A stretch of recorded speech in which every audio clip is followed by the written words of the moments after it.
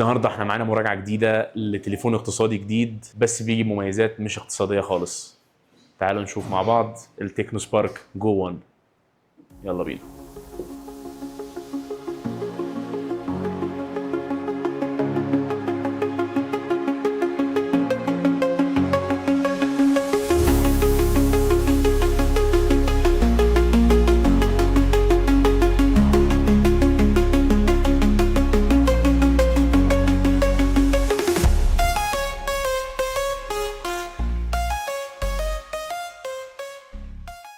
التكنو سبارك لو بيميزه حاجه فهو بيميزه ان هو جاي بشاشه 120 هرتز اي بي اس ال سي دي. لو يعيبها حاجه ان الشاشه دي بتيجي اتش دي بلس، بس هنقول ان هيشفع لها ان التقنيه 120 هرتز، فهتفرق جدا في استخدامك وفي سلاسه التليفون خصوصا في السعر ده. والتليفون بيجي ببطاريات 5000 ملي امبير، كمان بيجي بمخرج تايب سي، وده برضو اللي بيميزه جدا جدا في الفئه الاقتصاديه. بس نرجع للحاجه المهمه اللي بتخلي الناس تشتري تليفونات او تغير تليفوناتها.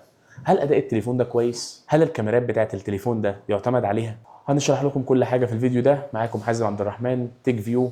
يلا بينا. نبدا بالتصميم وخامات التليفون. التليفون بيجي بتصميم بلاستيك من الكامل، وده برضو مبرر جدا في سعره وطبيعي جدا، بس للامانه التليفون بيجي بشكل كويس جدا وتصميم انا بشوفه شيك جدا. شكله بجد تليفون جديد، شكله عصري، مدي شكل الكاميرات هنا توزيعتهم في نفس الوقت. الدرجه بتاعت اللون الاسود هنا مديه جمال وشكل حلو جدا للتليفون، ومعليه في سعره كمان. ده كمان غير ان ابعاد التليفون هنا في سعره بصراحه تكنو عامله شغل جبار عشان نطلع تليفون بالابعاد دي في سعره. دي حاجه كويسه جدا جدا جدا. انت بتتكلم ان في تليفونات لشركات تانية بدون ذكر اسماء بتديك الابعاد دي في تليفونات بالثلاث اضعاف السعر، يمكن اكتر. فان تكنو تطلع شاشه بالابعاد دي بالسعر ده، دي حاجه لازم نحييها عليها. وبصراحه وزن التليفون خفيف في الايد، مش تقيل. التليفون بيجي ب 190 جرام، فده وزن مقبول جدا. مش هتحس ان انت شايل حاجه خانقاك في ايدك، او مع الاستخدام الطويل تحس ان التليفون وزنه تقيل في ايدك. لا، هتلاقي الدنيا بسيطه، وهتلاقي ان انت حتى لو استخدمته وقت طويل ايدك مش بتتعبك. وجاي بصمه مقبوله جدا في زرار الباور. بصراحه يعني لو نقدر نديها رقم على السعر بتاعها، تقريبا من كل مثلا 10 دوسات ممكن تغلط مره واحده او كده. ارقام بسيطه يعني، ما نقدرش ان احنا نحكم عليها بشكل سلبي، فدي نقطه لازم تحسب للجهاز. وزي ما قلنا بيجي في اخر التصميم مربع الكاميرات الشيك جدا. الجهاز بيجي بكاميرتين خلفيتين متوزعين بشكل في مربع، شكله شيك جدا بصراحه. مدي فخامه للجهاز حتى لو الجهاز رخيص او كله من البلاستيك، بس شكله من بعيد لا، الجهاز ده غالي، الجهاز ده عليه القيمه. ده غير كمان ان الجهاز هنا بيجي بحاجه نادره جدا، بس هي مبرره بحكم ان الشاشه هنا اي بي اس مش اموليد، فمش هتقدر تعرض لك محتوى او مش هتقدر تعرض لك ان في نوتيفيكيشن جت. ففي الجهاز هنا في لمبه اشعارات عشان لو جالك اشعار او اي مسج اللمبه تنور، ودي ميزه حلوه جدا في السعر بتاعه. الشاشه زي ما قلنا قبل كده هي اي بي اس ال سي دي، بتيجي بحجم 6.67 بوصه، وده الرقم المتعارف عليه في اغلب الفئات. رقم مشهور جدا. انا برتاح بصراحه في حجم الشاشات دي، بحس ان هو مش صغير ومش كبير في نفس الوقت، متاح لكل الناس، حجم متوسط، مريح في الايد. مش هتحس ان انت ماسك تليفون صغير او هتحس ان انت ماسك تليفون كبير مش عارف تستخدمه بايد واحده. ده الحجم الوسط دلوقتي في مجال التليفونات. بتيجي هنا الشاشه بتردد 120 هرتز، ودي ميزه قويه جدا في السعر بتاعه. وزوايا الرؤيه في الشاشه مقبوله كويسه، مش افضل شاشه اي بي اس، بس في نفس الوقت احنا بنتكلم في فئه سعريه تبرر كل الكلام ده. الشاشه هنا برضو ادائها على السعر بتاعه كويس جدا، مش الاداء اللي انت هتحس اللي هو انا ازاي ماسك الشاشه دي، او هي شاشه تي اف تي مثلا. لا، هي شاشه اي بي اس ومحترمه وتأدي الغرض. نيجي هنا بقى للاداء والمعالج. التليفون بيجي بنسختين، نسخه 3 جيجا رام 64 ونسخه 4 جيجا رام 128 جيجا، ودي اللي بنعمل عليها الريفيو النهارده. الجهاز بيجي بمعالج اليونيسوك التي 606، وده معالج اقتصادي. وحتى نسخه الاندرويد اللي على التليفون ده هي نسخه اندرويد جو للاجهزه الاقتصاديه، وانا شايف ان ده مبرر جدا في السعر بتاعه برضه، عشان يبقى الاداء. انت لو خدت نسخه اندرويد كامله او نسخه اندرويد من اللي هي عليها كل الانيميشنز وعليها كل حاجه، الجهاز هيتعب معاك ومش هيديك الاداء اللي انت مستنيه. فانا اشوف ان برضه نسخه الاندرويد دي مبرره بحكم السعر وبحكم الامكانيات اللي بيوفرها لك الجهاز ده. وجربنا لكم الالعاب المعروفه، جربنا اي فوتبول وجربنا ببجي، وانتوا اللي هتحكموا الاداء واصل ازاي، او تجربه الالعاب هل عجبتكم ولا لا. برضه انتوا اللي ليكم الحكم في الاول وفي الاخر.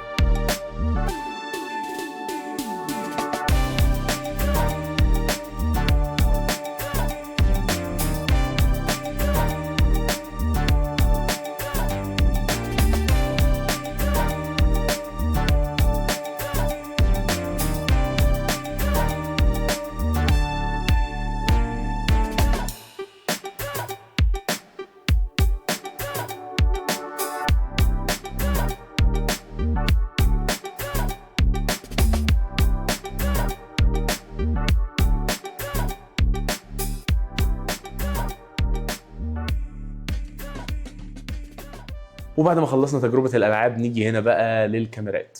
الكاميرات هي الحاجه اللي بتخليك تغير من جهاز لجهاز حتى لو الاداء هنا احسن من الاداء في الجهاز التاني. الكاميرات مؤثره جدا وبتفرق جدا في تجربتك كمستخدم. الجهاز هنا زي ما قلنا قبل كده بيجي بكاميرتين خلفيتين وكاميرا اماميه، كاميرا اساسيه 13 ميجا بكسل. الكاميرا الثانيه مش معلن عن عدد الميجا بكسل بتاعها، بس هحاول ادور لو لقيت عدد الميجا بكسل موجود في مكان ما موثوق هكتبه لكم وانا بعمل مونتاج للفيديو. والكاميرا الاماميه 8 ميجا بكسل، والكاميرا الثانيه هي مساعده بالذكاء الصناعي بتدي جوده احسن في الكاميرا. وبصراحه التليفون كاميرته فاجئتني، انا ما كنتش متوقع ان انا هاخد اداء زي ده من تليفون اقتصادي زي ده. وبصراحه المفاجاه هسيبها لكم انتوا تقرروا بنفسكم وتشوفوا هل تجربه الكاميرات على الجهاز ده الاقتصادي ده كويسه ولا لا.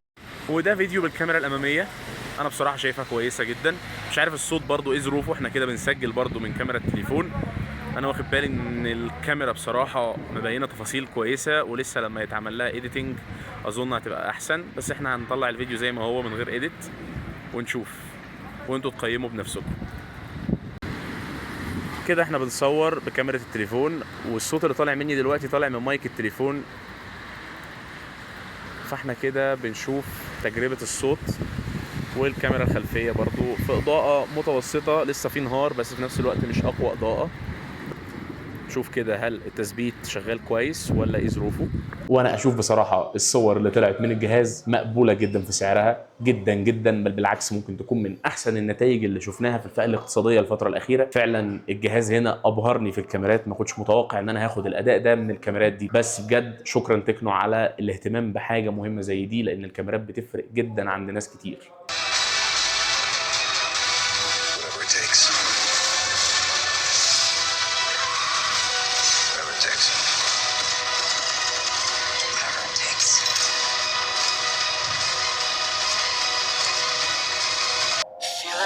Falling away.